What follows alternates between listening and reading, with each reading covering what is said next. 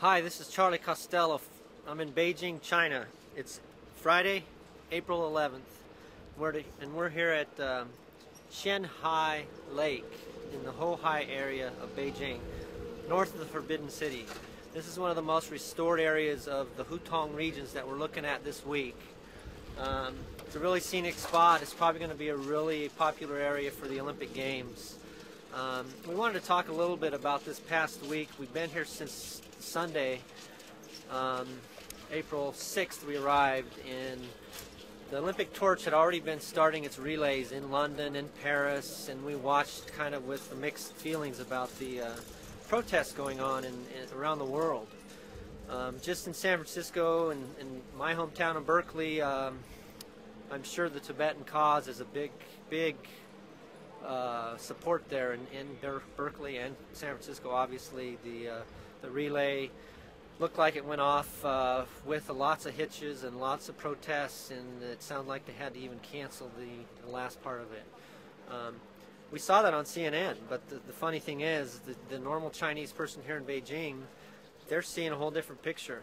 They saw the Chinese flags waving in San Francisco.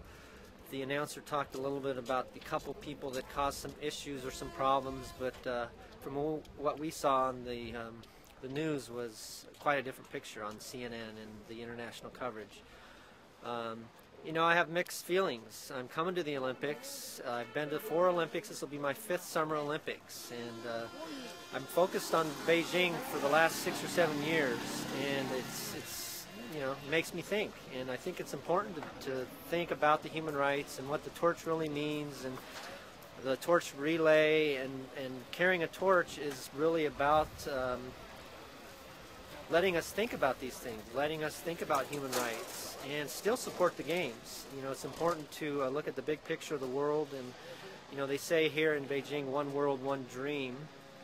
I think they mean it, but I think they also have a different picture of the world, and you know, we're just taking a second look at things and wondering about that opening ceremonies, and there's lots of political pressure in the U.S. It looks like a lot of the current candidates are trying to distance themselves from attending the opening ceremonies of the games. But that's enough of politics right now. You know, the Olympics are politics. I don't like to think that, but since 1936 in Berlin, when they had used that as a stage for their coming out party, this is in a similar way a coming out party for the Chinese, and we don't like to focus on that with sports, but it's important to think about it. So, ending with that, let's give you more view of the drum tower behind us and the Qian Hai Lake.